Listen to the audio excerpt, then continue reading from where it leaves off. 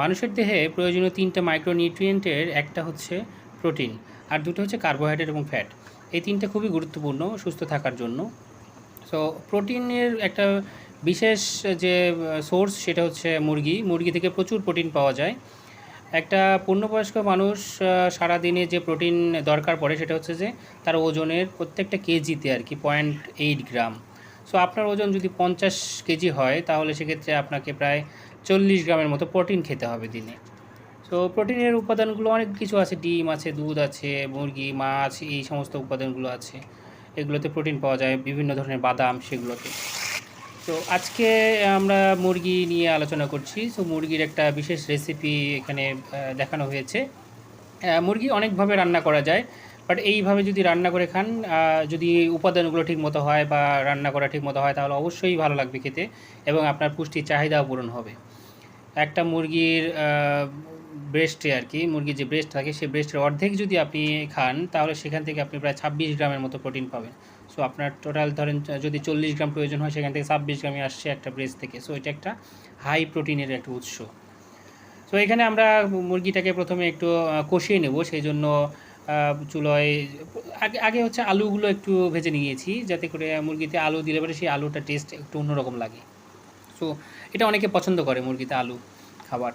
তো প্রথমে মশলাগুলো দিয়ে নেব। একটা পেঁয়াজ, পেঁয়াজ আর কি বেটে নেওয়া পেঁয়াজ হতে পারে, সেটা আপনারা কুচি পেঁয়াজও দিতে পারেন। সেই পেঁয়াজগুলো দিয়ে সাথে এলাচ, দারুচিনি, তারপরে শুকনা মরিচ, তেজপাতা এগুলো দিয়ে তারপরে রসুন বাটা দিয়ে একটু কষিয়ে নিতে হবে। এটা কষিয়ে নেওয়া হচ্ছে এখন। আদা বাটা, রসুন বাটা সব কিছু দেওয়া হয়েছে মশলা। এরপরে মুরগিটা দিয়ে কিছুক্ষণ ধরে কষিয়ে নিতে হবে। সো এখন কষানোর প্রক্রিয়া চলছে। সো আমি রসুন মাংসে রসুন পছন্দ করি, আমার ছেলেও খুব পছন্দ করে, যে কারণে আমার ওয়াইফ মাংসে রসুন দিয়েছে। গোটা রসুন আপনারা দেখতে পেলেন। গোটা রসুনটা খেতে টেস্ট লাগে, মাংসের রসুনটা। সো এখানে সামান্য একটু জল দেওয়া হয়েছে, জল দিয়ে মাংসটাকে আরও ভালোভাবে কষানোর জন্য আর কি, একটু সিদ্ধ করার জন্য। সো একটু জল দিলে পরে সেদ্ধটা ভালো হবে, যদি না আপনারা অন্যভাবে সিদ্ধ করার প্রক্রিয়া করেন। সো নর্মাল প্রক্রিয়াতে যদি সিদ্ধ করতে চান একটু জল দিয়ে নিতে হবে, জল দিলে পরে ভালো সিদ্ধ হবে। একটু ঢেকে দিয়ে সিদ্ধ করে নিতে ভালো হয়। এই তো মোটামুটি সিদ্ধর পর্যায়ে চলে আসছে। কষানো কষানো হয়ে গেছে। তো আগে থেকে ভেজে রাখা যে আলুটা, ভেজে বলতে একদম পুরো ভাজা না, হালকা ভেজে রাখা, সেই আলুটা দিয়ে দেওয়া হলো।